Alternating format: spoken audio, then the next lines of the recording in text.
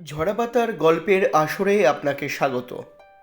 আজকের পর্বে আপনার জন্য থাকছে সত্যজিৎ রায়ের লেখা বঙ্কুবাবুর বন্ধু। বাংলা চলচ্চিত্র থেকে শুরু করে সাহিত্য জগৎ সর্বত্রই বিরাজমান ছিলেন সত্যজিৎ রায়। তিনি যেমন একাধারে আমাদের উপহার দিয়েছেন একাধিক কালজয়ী চলচ্চিত্র, তেমনই উপহার দিয়েছেন প্রফেসর শঙ্কুর মতো আপন ভোলা এক বৈজ্ঞানিককে। আজকের গল্প বঙ্কুবাবুর বন্ধু গল্পটি প্রথম প্রকাশিত হয় সন্দেশ পত্রিকায় 1368 বঙ্গাব্দের মাঘ মাসে। গল্পটি আমরা নিয়েছি সত্যজিৎ রায় গল্প 101 এই বইটি থেকে। শুরু হচ্ছে আজকের গল্প বঙ্কুবাবুর বন্ধু। গল্প পাঠে আমি বিজয়। বঙ্কুবাবুকে কেউ কোনোদিন রাগতে দেখেনি। সত্যি বলতে কি, তিনি রাগলে যে কীরকম ব্যাপারটা হবে, কি যে বলবেন বা কি করবেন তিনি, সেটা আন্দাজ করা ভারী শক্ত। অথচ রাগবার যে কারণ ঘটে না তা মোটেই নয়। আজ 22 বছর তিনি কাঁকুরগাছি প্রাইমারি স্কুলে ভূগোল বা বাংলা পড়িয়ে আসছেন। এর মধ্যে কত ছাত্র এলো গেল, কিন্তু বঙ্কুবাবুর পেছনে লম্বা ব্ল্যাকবোর্ডে তার ছবি আঁকা, তার বসবার চেয়ারে গাবের আঠা মাখিয়ে রাখা, কালী পুজোর রাত্রে তার পেছনে ছুঁচোবাজি ছেড়ে দেওয়া, এই সবই এই 22 বছর ধরে ছাত্র পরম্পরায় চলে আসছে। বঙ্কুবাবু কিন্তু কখনো রাগ করেননি, কেবল মাঝে মাঝে গলা খাঁকড়িয়ে বলেছেন, ছি। এর একটা কারণ অবশ্যই এই যে তিনি যদি রাগটাগ করে মাস্টারি ছেড়ে দেন, তো তার মতো গরিব লোকের পক্ষে এই বয়সে আর একটা মাস্টারি বা চাকরি খুঁজে পাওয়া খুবই শক্ত হবে। আর একটা কারণ হলো, ক্লাস ভর্তি দুষ্টু ছেলের মধ্যে দু একটা করে ভালো ছাত্র প্রতিবারই থাকে। বঙ্কুবাবু তাদের সঙ্গে ভাব করে তাদের পড়িয়ে এত আনন্দ পান যে তাতেই তার মাস্টারি সার্থক হয়ে যায়। এইসব ছাত্রদের তিনি কখনো কখনো নিজের বাড়িতে নিয়ে আসেন, তারপর বাটি করে মুরগি খেতে দিয়ে গল্পচ্ছলে দেশ বিদেশের আশ্চর্য ঘটনা শোনান। আফ্রিকার গল্প, মেরু আবিষ্কারের গল্প, ব্রাজিলের মানুষ খেকো মাছের গল্প, সমুদ্রগর্ভে তলিয়ে যাওয়া আটলান্টিস মহাদেশের গল্প, এসবই বঙ্কুবাবু চমৎকার করে বলতে পারেন। শনি রবিবার সন্ধ্যাবেলাটা বঙ্কুবাবু যান গ্রামের উকিল শ্রীপতি মজুমদারের আড্ডায়। অনেকবার ভেবেছেন আর যাবেন না, এই শেষবার আর না। কারণ ছাত্রদের টিটকিরি গা সওয়া হয়ে গেলেও বুড়োদের পেছনে লাগাটা যেন কিছুতেই বরদাস্ত হয় না তার। এই বৈঠকে তাকে নিয়ে যে ধরনের ঠাট্টা তামাশা চলে, সেটা সত্যি মাঝে মাঝে সহ্যের সীমা ছাড়িয়ে যায়। এই তো সেদিন 2 মাসও হয়নি, ভূতের কথা হচ্ছিল। বঙ্কুবাবু সচরাচর মুখ খোলেন না। সেদিন কি জানি কি হলো, হঠাৎ বলে ফেললেন যে তার ভূতের ভয় নেই। আর যায় কোথা, এমন সুযোগ কি এসব লোকে ছাড়ে? রাত্রে বাড়ি ফেরার পথে বঙ্কুবাবুকে যাচ্ছে তাই ভাবে নাজেহাল হতে হলো। মৃত্যুদের তেঁতুল গাছটার তলায় কে এক লিকলিকে লম্বা লোক ভুসো টুসো মেখে অন্ধকারে তার পিঠের ওপর পড়ল ঝাঁপিয়ে। এই আড্ডারই কারো চক্রান্ত আর কি। ভয় অবশ্যই পাননি বঙ্কুবাবু, তবে চোট লেগেছিল। 3 দিন ঘাড়ে ব্যথা ছিল, আর সবচেয়ে যেটা বিশ্রী, তার নতুন পাঞ্জাবিটা কালি টালি লেগে ছিঁড়ে টিড়ে একাকার হয়ে গিয়েছিল। ঠাট্টার একই রকম রে বাপু। এছাড়া ছোটোখাটো পিছনে লাগার ব্যাপার তো লেগেই আছে। এই যেমন ছাতাটা জুতোটা লুকিয়ে রাখা, পানে আসল মশলার বদলে মাটির মশলা দেওয়া, জোর করে ধরে বেঁধে গান গাওয়ানো, ইত্যাদি ইত্যাদি। কিন্তু তাও আড্ডায় আসতে হয়, না হলে শ্রীপতি বারু কি ভাববেন, একে তো তিনি গায়ের গণ্যমান্য লোক, দিনকে রাত করতে পারেন এমন ক্ষমতা তার। তার উপরে আবার তার বঙ্কুবাবু না হলে চলেই না। তিনি বলেন, একজন থাকবে যাকে নিয়ে বেশ রসিয়ে ঝগড়া বগড়া করা যাবে আর কি, নইলে আর আড্ডা ডাকো বঙ্কুবিহারীকে। আজকের আড্ডার সুর ছিল উচ্চগ্রামের, অর্থাৎ স্যাটেলাইট নিয়ে কথা হচ্ছিল। আজই সন্ধ্যায় সূর্য ডোবার কিছুক্ষণ পরেই উত্তর দিকের আকাশে একটা চলন্ত আলো দেখা গেছে। মাস তিনেক আগেও একবার বিস্তর গবেষণা চলেছিল, পরে জানা যায় ওটা একটা রাশিয়ান স্যাটেলাইট। খটকা না ফোসকা এই গোছের কি একটা নাম, সেটা নাকি 400 মাইল ওপর দিয়ে বন বন করে পৃথিবীর চারিদিকে ঘুরছে, এবং তার থেকে নাকি বৈজ্ঞানিকেরা অনেক নতুন নতুন তথ্য জানতে পেরেছেন। আজকের আলোটা বঙ্কুবাবু প্রথম দেখেছিলেন, তারপর তিনি সেটা নিধু মোক্তারকে ডেকে দেখান। কিন্তু এসে বঙ্কুবাবু দেখলেন যে নিধুবাবু অম্লান বদনে প্রথম দেখার ক্রেডিটটা নিজেই নিয়ে নিয়েছেন এবং সেই নিয়ে খুব বড়াই করছেন। বঙ্কুবাবু কিছু বললেন না। স্যাটেলাইট সম্বন্ধে এখানে কেউই বিশেষ কিছু জানেন না, তবে এসব কথা বলতে তো আর টিকিট লাগে না, বা বললে পুলিশেও ধরে না, তাই সবাই ফোরন দিচ্ছেন। চণ্ডীবাবু বললেন, যাই বলো বাপু, এসব স্যাটেলাইট নিয়ে খামোকা মাথা ঘামানো আমাদের শোভা পায় না। আমাদের কাছে ও যা সাপের মাথার মণিও তাই। কোথায় আকাশের কোন কোণে আলোর ফুটকি দেখেছ, তাই নিয়ে খবরের কাগজে লিখছে, আর তাই পড়ে তুমি বৈঠকখানায় বসে পান চিবুতে চিবুতে বাহবা দিচ্ছ, যেন তোমারই কীর্তি, তোমারই গৌরব, হাততালিটা যেন তোমারই পাওনা। হু। রামকানাইয়ের বয়সটা কম। সে বলল, আমার না হোক মানুষের তো, সবার উপরে মানুষ সত্য। চণ্ডীবাবু বললেন, রাখো রাখো, যত সব মানুষ না তো কি বাদরে বানাবে স্যাটেলাইট? মানুষ ছাড়া আর আছে কি? নিধু মোক্তার বললেন, আচ্ছা বেশ, স্যাটেলাইটের কথা ছেড়ে দিলাম, তাতে না হয় লোকটোক নেই, কেবল একটা যন্ত্র পাক খাচ্ছে, তা সে তো লাট্টু পাক খায়, সুইচ টিপলে পাখাও ঘোরে। যাক, কিন্তু রকেটের ব্যাপারটা তো নেহাত ফেলনা নয় ভায়া।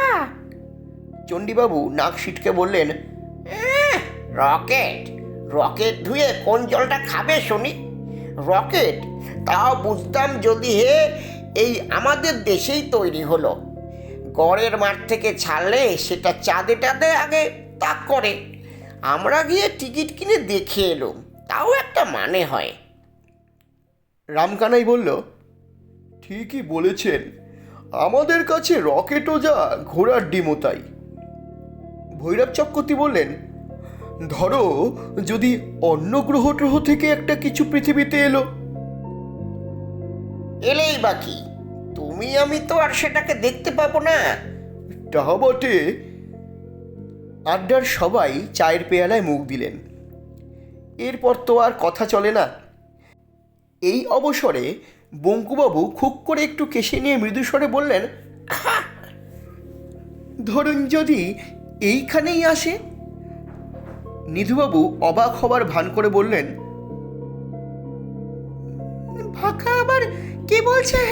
হ্যাঁ, কে আসবে এখানে? কোত্থেকে আসবে? বঙ্কুবাবু আবার মৃদুস্বরে বললেন, অন্য গ্রহ থেকে কোনো লোকটোক। ভৈরব চক্রবর্তী তার অভ্যাস মতো বঙ্কুবাবুর পিঠে একটা অভদ্র চাপড় মেরে দাঁত বার করে বললেন, বাহ বঙ্কুবিহারী বাহ, অন্য গ্রহ থেকে লোক আসবে এইখানে, এই কণ্ঠগ্রামে? লন্ডন নয়, মস্কো নয়, নিউ ইয়র্ক নয়, এই মায়া কলকাতাও নয়, একেবারে এই কাকুরগাছি। তোমার তো শখ কম নয়।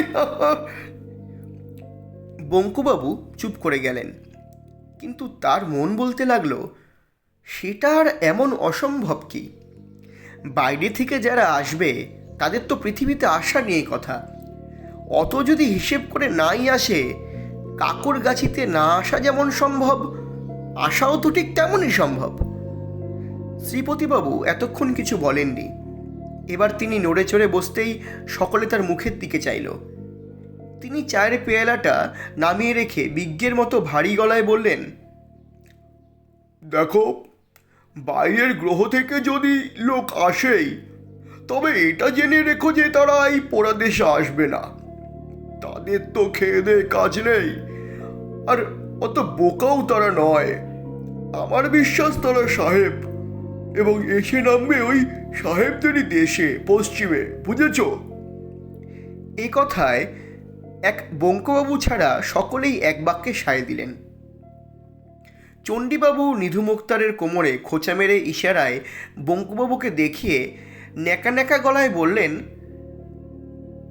আমার কিন্তু বাবা মনে হয় যে বঙ্কু ঠিকই বলেছেন। বঙ্কু বিহারীর মতো লোক যেখানে আছে সেখানে আসাই তো তাদের পক্ষে স্বাভাবিক। কি বলো নিধু? ধরো যদি একটা স্পেসিমেন নিয়ে যেতে হয়, তাহলে বঙ্কুর মতো দ্বিতীয় মানুষ কোথায় পাচ্ছে শুনি? নিধু মুক্তার সায় দিয়ে বললেন, ঠিক ঠিক, বুদ্ধি বলো, চেহারা বলো, যাই বলো, বেকা একেবারে আইডিয়াল। রামকানাই বলল, একেবারে জাদুঘরে রাখার মতো, কিংবা চিড়িয়াখানায়। বঙ্কুবাবু মনে মনে বললেন, স্পেসিমেন যদি বলতে হয় তো এরাই বা কম কি? ওই তো শ্রীপতিবাবু উটের মতো থুতনি, আর ওই ভৈরব চক্রবর্তী কচ্ছপের মতো চোখ, ওই নিধুমুক্তার ছুঁচো রামকানাই ছাগল, চণ্ডীবাবু চামচিকে। চিড়িয়াখানায় যদি রাখতে হয় তো। বঙ্কুবাবুর চোখে জল এলো। তিনি উঠে পড়লেন। আজ অন্তত আড্ডাটা ভালো লাগবে ভেবেছিলেন, হলো না। মনটা ভারী হয়ে গেছে, আর থাকা চলে না। সে কি, উঠলে নাকি হে? শ্রীপতিবাবু যেন ব্যস্ত হয়ে পড়লেন। হ্যাঁ, রাত হলো। কই রাত? কাল তো ছুটি, বসো, চা খাও।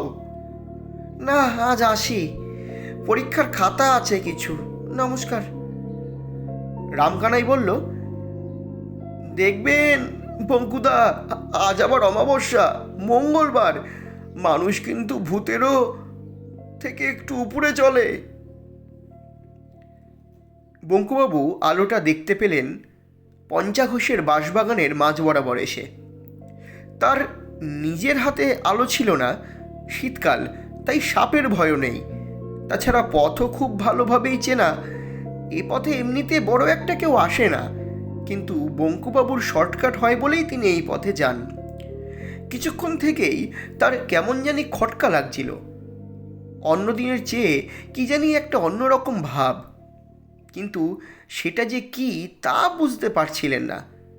হঠাৎ খেয়াল হলো যে বাঁশবনে আজ ঝিঝি ডাকছে না। একদম না, সেইটাই তফাৎ। অন্যদিন যতই বনের ভিতর ঢোকেন ততই ঝিঝির ডাক বাড়ে, আজ ঠিক তার উল্টো। তাই এমন থমথমে ভাব। ব্যাপার কি? ঝিঝিগুলো সব ঘুমোচ্ছে নাকি? ভাবতে ভাবতে হাত বিষে গিয়ে পূব দিকে চোখ যেতেই আলোটা দেখতে পেলেন। প্রথমে মনে হলো বুঝি আগুন লেগেছে। বনের মধ্যিখানের ফাঁকটায় যেখানে ডোবাটা রয়েছে, তার চারপাশের বেশ খানিকটা জায়গা জুড়ে গাছের ডালে ও পাতায় একটা গোলাপি আভা, আর নিচে ডোবার সমস্ত জায়গাটা জুড়ে উজ্জ্বল গোলাপি আলো। কিন্তু আগুন নয়, কারণ আলোটা স্থির। বঙ্কুবাবু এগোতে লাগলেন। কানের মধ্যে একটা শব্দ আসছে, কিন্তু সেটা যেন ধরাছোঁয়ার বাইরে। হঠাৎ কানে তালা লাগলে যেমন শব্দ হয়, রি রি রি রি রি রি রি রি, এই যেন ঠিক সেই রকম। বঙ্কুবাবুর গা একটু ছমছম করে থাকলেও একটা অদম্য কৌতূহল বসে তিনি এগিয়ে চললেন। ডোবার থেকে 30 হাত দূরে বড় বাঁশঝাড়টা পেরোতেই তিনি জিনিসটা দেখতে পেলেন। একটা অতিকায় উপুর করা কাচের বাটির মতো জিনিস সমস্ত ডোবাটাকে আচ্ছাদন করে পড়ে আছে, এবং তার প্রায় স্বচ্ছ ছাউনির ভিতর থেকে একটা তীব্র অথচ স্নিগ্ধ গোলাপি আলো বিচ্ছুরিত হয়ে চতুর্দিকের বনকে আলোকিত করে দিয়েছে। এমন অদ্ভুত দৃশ্য বঙ্কুবাবু স্বপ্নেও কখনো দেখেননি। অবাক বিস্ময়ে কিছুক্ষণ চেয়ে থাকার পর বঙ্কুবাবু লক্ষ্য করলেন যে জিনিসটা স্থির হলেও যেন নির্জীব নয়, অল্প অল্প স্পন্দনের আভাস পাওয়া যাচ্ছে। নিঃশ্বাস প্রশ্বাসে মানুষের বুক যেমন ওঠে নামে, কাচের ঢিবিটাও তেমনই উঠছে আর নামছে। বঙ্কুবাবু ভালো করে দেখবার জন্য আর হাত চারেক এগিয়ে যেতেই হঠাৎ যেন তার শরীরে বিদ্যুৎ প্রবাহ খেলে গেল। আর তার পর মুহূর্তেই তিনি অনুভব করলেন যে তার হাত পা যেন কোনো অদৃশ্য বন্ধনে বেঁধে ফেলা হয়েছে। তার শরীরে আর শক্তি নেই। তিনি না পারেন এগোতে, না পারেন পিছোতে।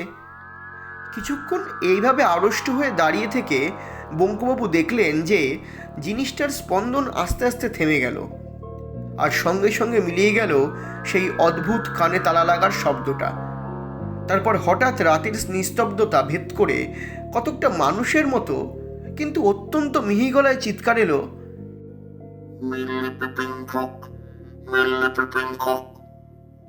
বঙ্কুবাবু চমকে গিয়ে হি আবার কি ভাষা রে বাবা, আর যে বলছে সেই বা কোথায়?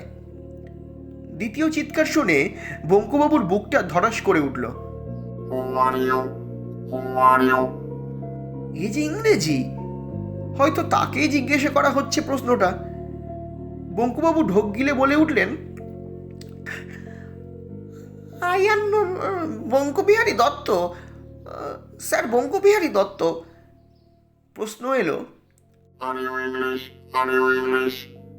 বঙ্কুবাবু চেঁচিয়ে বললেন, no sir, Bengali Kayastha sir. একটুক্ষণ চুপচাপের পর পরিষ্কার উচ্চারণে কথা এলো, নমস্কার। বঙ্কুবাবু হাফ ছেড়ে বললেন, নমস্কার। বলার সঙ্গে সঙ্গে লক্ষ্য করলেন যে তার হাত পায়ের অদৃশ্য বাঁধনগুলো যেন আপনা থেকেই আলগা হয়ে গেল। তিনি ইচ্ছা করলেই পালাতে পারেন, কিন্তু পালালেন না, কারণ তিনি দেখলেন সেই অতিকায় কাচের ঢিবির একটা অংশ আস্তে আস্তে দরজার মতো খুলে যাচ্ছে। সেই দরজা দিয়ে বেরিয়ে এলো প্রথমে একটা মসৃণ বলের মতো মাথা, তারপর একটা অদ্ভুত প্রাণীর সমস্ত শরীরটা। লিকলিকে শরীরের মাথা বাদে সমস্তটাই একটা চকচকে গোলাপি পোশাকে ঢাকা। মুখের মধ্যে কান ও নাকের জায়গায় দুটো করে এবং ঠোঁটের জায়গায় একটা ফুটো। লোম বা চুলের লেশ মাত্র নেই। হলদে গোলগাল চোখ দুটো এমনই উজ্জ্বল যে দেখলে মনে হয় আলো জ্বলছে। লোকটা আস্তে আস্তে বঙ্কুবাবুর দিকে এগিয়ে এসে তার 3 হাত দূরে থেকে তাকে এক দৃষ্টে দেখতে লাগলো। বঙ্কুবাবুর হাত দুটো আপনা থেকেই জোর হয়ে এলো। প্রায় 1 মিনিট দেখার পর লোকটা সেই রকমই বাঁশির মতো মিহি গলায় বলল, তুমি মানুষ? বঙ্কুবাবু বললেন, হুঁ। লোকটা বলল, এটা পৃথিবী? বঙ্কুবাবু বললেন, হুঁ। ঠিক ধরেছি, যন্ত্রপাতিগুলো গোলমাল করছে। যাওয়ার কথা ছিল প্লুটোয়, একটা সন্দেহ ছিল মনে, তাই তোমাকে প্রথমে প্লুটোর বিষয়ে প্রশ্ন করলাম। যখন দেখলাম তুমি উত্তর দিলে না, তখন বুঝতে পারলাম যে পৃথিবীতে এসে পড়েছি। পণ্যশ্রম হলো। ছি ছি ছি, এত দূরে এসে। আরেকবার এরকম হয়েছিল, বুধ থেকে বৃহস্পতি নিয়ে পড়েছিলাম। একদিনের তফাৎ আর কি। বঙ্কুবাবু কি বললেন বুঝতে পারলেন না। তাছাড়া ওর এমনিতেই অস্বস্তি লাগছিল, কারণ লোকটা সরু সরু আঙুল দিয়ে ওর হাত পা টিপে টিপে দেখতে আরম্ভ করেছে। টেপা শেষ করে লোকটা বলল, আমি ক্রেনিয়াস গ্রহের অ্যান্ড মানুষের চেয়ে অনেক উচ্চ স্তরের প্রাণী। এই লিকলিকে 4 ফুট লোকটা মানুষের চেয়ে উচ্চ স্তরের প্রাণী বললেই হলো। বঙ্কুবাবুর হাসি পেল। লোকটা কিন্তু আশ্চর্যভাবে বঙ্কুবাবুর মনের কথা বুঝে ফেলল। সে বলল, অবিশ্বাস করার কিছু নেই, প্রমাণ আছে। তুমি কটা ভাষা জানো? বঙ্কুবাবু মাথা চুলকিয়ে বললেন, বাংলা, ইংরেজি আর মানে হিন্দিটা মানে। মানে আড়াইটে? হ্যাঁ। আমি জানি 14,000। তোমাদের সৌরজগতে এমন ভাষা নেই যা আমি জানি না। তাছাড়া আরো 31টি বাইরের গ্রহের ভাষা আমার জানা আছে। এর 25টি গ্রহে আমি নিজে গিয়েছি। তোমার বয়স কত? 50। আমার 833। তুমি জানোয়ার খাও। বঙ্কুবাবু এই সেদিন কালী পুজোয় পাঁঠার মাংস খেয়েছেন, না বলেন কি করে? অ্যাং বলল, আমরা খাই না, বেশ কয়েকশো বছর হলো ছেড়ে দিয়েছি। আমি খেতাম, হয়তো তোমাকেও খেতাম। বঙ্কুবাবু ঢোক গিললেন। এই জিনিসটা দেখেছ? অ্যাং একটা নুড়ি পাথরের মতো ছোট্ট জিনিস বঙ্কুবাবুর হাতে দিল। সেটা হাতে ঠেকতেই বঙ্কুবাবুর শরীরে আবার এমন একটা শিহরণ খেলে গেল যে তিনি তৎক্ষণাৎ ভয়ে পাথরটা ফেরত দিয়ে দিলেন। অ্যাং হেসে বলল, হ্যাঁ, এটা আমার হাতে ছিল বলে তুমি তখন এগোতে পারোনি। কেউ পারে না শত্রুকে জখম না করে অক্ষম করার ক্ষমতা, এমন জিনিস আর নেই। বঙ্কুবাবু এবার সত্যি অবাক হতে শুরু করেছেন। অ্যাং বলল, এমন কোনো জায়গা বা দৃশ্য আছে যা তোমার দেখতে ইচ্ছে করে কিন্তু হয়ে ওঠে না? বঙ্কুবাবু ভাবলেন, সারা পৃথিবীটাই তো দেখা বাকি। ভূগোল পড়ান, অথচ বাংলাদেশের গুটিকতক শহর ছাড়া আর কিছুই দেখেননি তিনি। বাংলাদেশেরই কি দেখেছেন? হিমালয়ের বরফ দেখেননি, দীঘার সমুদ্র দেখেননি, সুন্দরবন অঞ্চলের জঙ্গল দেখেননি, এমনকি শিবপুরের বাগানের সেই বটগাছটা পর্যন্ত দেখেননি। মুখে বললেন, অনেক কিছুই তো দেখিনি। ধরুন ঠান্ডা দেশের মানুষ, তাই নর্থ পোলটা দেখতে খুব ইচ্ছে করে। অ্যাং একটা ছোট্ট কাঁচ লাগানো নল বার করে বঙ্কুবাবুর মুখের সামনে ধরে বসলো। বলল, এইটাই চোখ লাগাও। চোখ লাগাতেই বঙ্কুবাবুর গায়ে কাঁটা দিয়ে উঠল। এও কি সম্ভব? তার চোখের সামনে ধু ধু করছে অন্তহীন বরফের মরুভূমি, তার মাঝে মাঝে মাথা উঁচিয়ে আছে পাহাড়ের মতো এক একটা বরফের চাঁই, উপরে গাঢ় নীল আকাশে রামধনুর রঙে রঙিন বিচিত্র নকশা সব ক্ষণে ক্ষণে রূপ পাল্টাচ্ছে। অরোরা বোরিয়ালিস, ওটা কি ইগলু? ওই পোলার বেয়ারের শাড়ি, ওই পেঙ্গুইনের দল, ওটা কোনো বীভৎস জানোয়ার? ভালো করে দেখে বঙ্কু চিনলেন সিন্ধু ঘটক। একটা নয়, দুটো নয়, প্রায় অনেকগুলোর প্রচণ্ড লড়াই চলছে। মূলোর মতো জোড়া দাঁত একটা আরেকটার গায়ে বসিয়ে দিল। শুভ্র বরফের গায়ে লাল রক্তের স্রোত। পৌষ মাসের শীতে বরফের দৃশ্য দেখে বঙ্কুবাবুর ঘাম ঝরতে শুরু করলো। অ্যাং বলল, ব্রাজিলে যেতে ইচ্ছে করে না। বঙ্কুবাবুর মনে পড়ে গেল সেই মাংস খেকো পিরানা মাছ। আশ্চর্য, লোকটা তার মনের কথা টের পায় কি করে? বঙ্কুবাবু আবার চোখ লাগালেন। গভীর জঙ্গল, দুর্ভেদ্য অন্ধকারে লতাপাতার ফাঁক দিয়ে গলে আসা ইতস্তত রোদের ছিটে ফোটা। একপাশে একটা প্রকাণ্ড গাছ, তা থেকে ঝুলছে ওটা কি? সর্বনাশ! এত বড় সাপ বঙ্কুবাবু জীবনে কখনো কল্পনা করতে পারেননি। হঠাৎ তার মনে পড়ে গেল কোথায় যেন পড়েছেন ব্রাজিলের এনাকন্ডা, অজগরের বাবা। কিন্তু মাছ কই? ওই ওই যে একটা খাল, দুপাশে ডাঙায় কুমির রোদ পোয়াচ্ছে। সার সার কুমির, তার একটা নড়ে ওঠে, জলে নামবে। ওই নেমে গেল সরাত।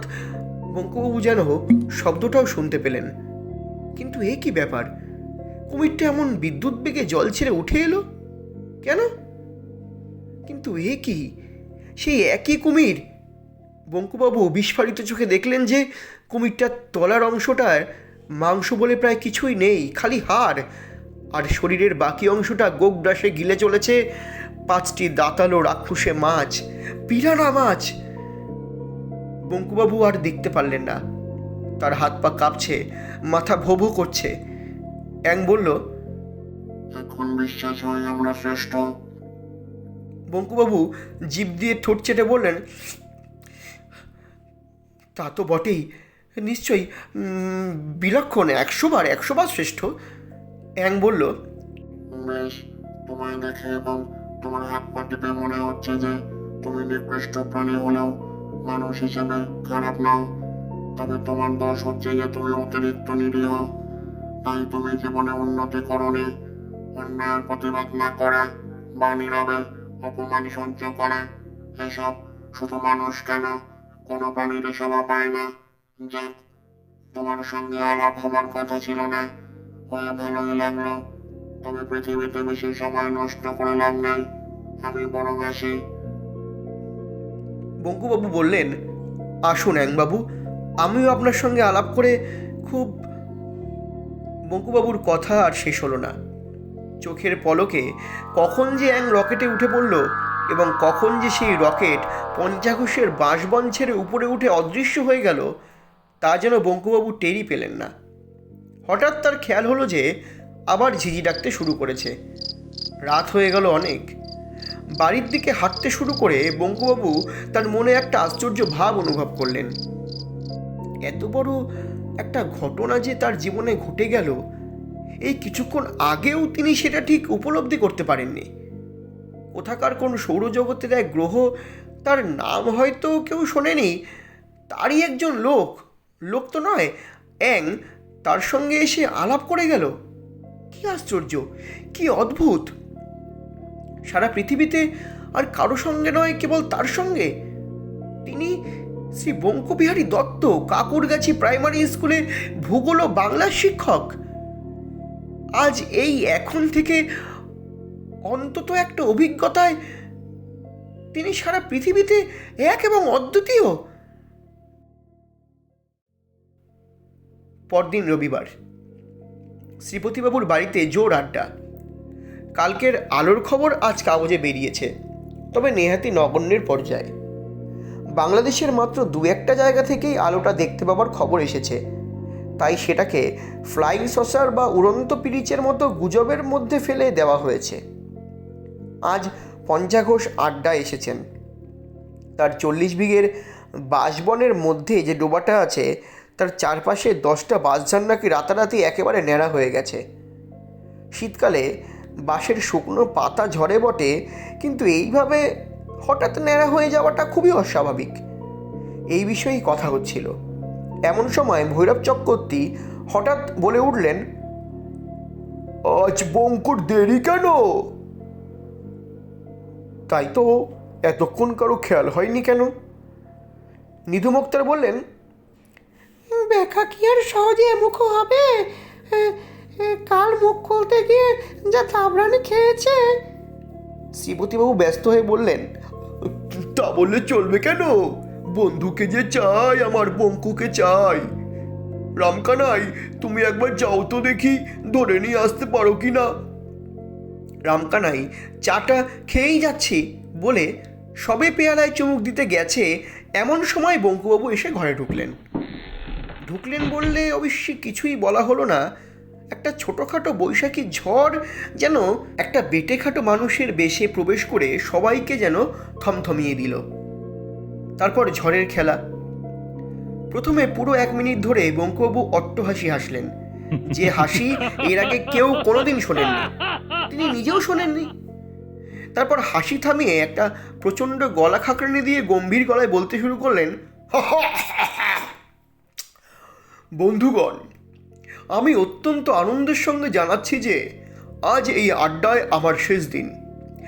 আপনাদের দলটি ছাড়ার আগে আমি কয়েকটি কথা আপনাদের বলে যেতে চাই, এবং তাই আজ এখানে আসা।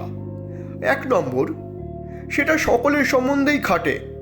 আপনারা সবাই বড় বাজে বকেন। যে বিষয়ে জানেন না সে বিষয়ে বেশি কথা বললে লোকে বোকা বলে। 2 নম্বর, এটা চণ্ডীবাবুকে বলছি, আপনাদের বয়সে পরের ছাতা জুতো লুকিয়ে রাখা শুধু অন্যায় নয়, ছেলে মানুষই। দয়া করে আমার ছাতাটা ও খয়েরি ক্যাম্বিসের জুতোটা কালকের মধ্যে আমার বাড়িতে পৌঁছে দেবেন। নিধুবাবু, আপনি যদি আমাকে বেকা বলে ডাকেন, তবে আমি আপনাকে ছেঁদা বলে ডাকবো। আপনাকে সেইটাই মেনে নিতে হবে। আর শ্রীপতিবাবু, আপনি গণ্যমান্য লোক, আপনার মো সাহেবের প্রয়োজন হবে বই কি, কিন্তু জেনে রাখুন যে আজ থেকে আমি আর ও দলে নেই। যদি বলেন তো আমার পোষা হলোটাকে পাঠিয়ে দিতে পারি, ভালো, পাও চাটতে পারে। ওহো, পঞ্চাবাবু এসেছেন দেখছি। আপনাকেও খবরটা দিয়ে রাখি, কাল রাতে ক্রেনিয়াস গ্রহ থেকে একটা অ্যাং এসে আপনার পাশ বাগানের ডোবাটির মধ্যে নেমেছিল। আমার সঙ্গে তার আলাপ হয়েছে। লোকটি থুড়ি অ্যাংটি ভারী ভালো। এই বলে বঙ্কুবাবু তার বাঁ হাত দিয়ে ভৈরব চক্রবর্তীর পিঠে একটা চাপড় মেরে বিষম খাইয়ে সদর্পে শ্রীপতিবাবুর ঘর থেকে বেরিয়ে গেলেন। ঠিক সেই মুহূর্তেই রামকানাইয়ের হাত থেকে চা ভর্তি পেয়ালাটা পড়ে গিয়ে সব্বাইয়ের কাপড়ে চোপড়ে গরম চা ছিটিয়ে চুরমার হয়ে গেল।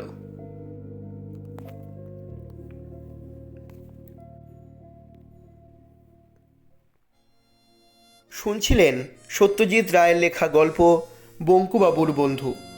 গল্প পাঠে এবং বঙ্কুবাবুর চরিত্রে আমি বিজয়, অন্যান্য চরিত্রে Jhora Pata team, poster design Charulipi, music design Taranga the ultimate music, প্রযোজনা study academy, the symbol of education. দেখা হচ্ছে পরবর্তী আরেকটি পর্বে নতুন কোনো গল্প অথবা কবিতা নিয়ে। ততক্ষণ শুনতে থাকুন, পাশে থাকুন ঝরাপাতা ইউটিউব চ্যানেলের। আর আমার চ্যানেলের গল্পগুলি শুনলে ভালো লাগলে লাইক, শেয়ার, কমেন্ট করতে ভুলবেন না। সাবস্ক্রাইব করে পাশে থাকবেন এবং বেল আইকনটি ক্লিক করে রাখবেন আরও নতুন নতুন গল্প পাওয়ার জন্য। দেখা হচ্ছে পরের সপ্তাহে। সকলে ভালো থাকুন, সুস্থ থাকুন, ঝরাপাতার সঙ্গে থাকুন।